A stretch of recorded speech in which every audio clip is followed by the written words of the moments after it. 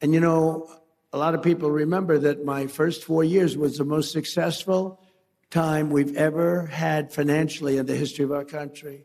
We had an unbelievable success, but this is much better. And by the way, when this war ends, it's going to be like a rocket ship. I thought we were going to go down more, and I thought oil prices were going to go up higher than they are now. It's not finished yet. I'm not saying it's sort of finished, but it's not finished. It's got to be finished. And I thought that we would see a bigger drop in stock. Hasn't been that bad. You know, it's sort of crazy. Last question, Mr. President, is the same question I asked you last year. What do you want your legacy to be? Well, I'll tell you what. So I told you that I settled 8 wars. That means millions and millions of people. And some of those wars were going on. One was 34 years, one was 32 years, one was 29 years, one was 22 years. They were long-term wars and a lot of people being killed every year. So I've saved millions and millions of people. And I mean, I know it doesn't sound right for me to say this, but I'd love my legacy to be made as a great peacemaker, because I really believe I'm a peacemaker. It doesn't seem it right now, but I think I'm a peacemaker. Okay? Ladies and gentlemen, Mr. President of the United States of America, Donald J. Trump. Thank you very much.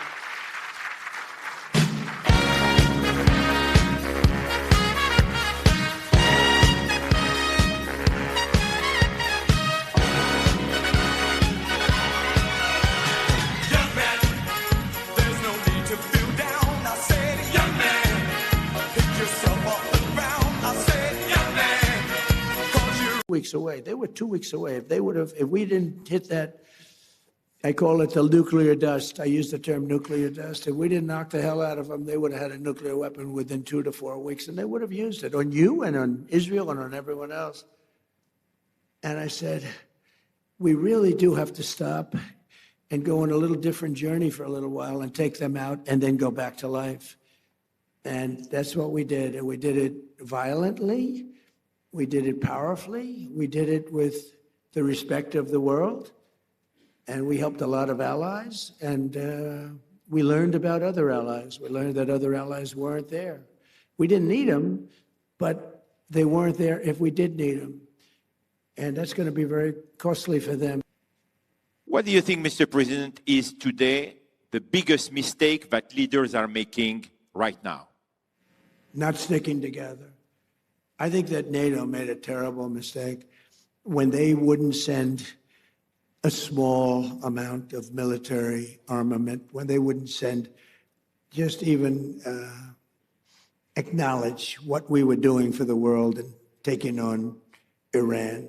I never considered it very risky, but war is always risk. You know, a lot of strange things happen in war that are very bad, but I didn't consider it. I know how great I am. We're the greatest military by far. Anywhere there was nobody close. I didn't think there was a big risk, but there's always surprises with war. They can be very bad surprises. I mean, wars are lost that should be won. Many wars are lost. You think a country is going to wipe somebody out and they end up getting wiped out themselves. So it's always risky.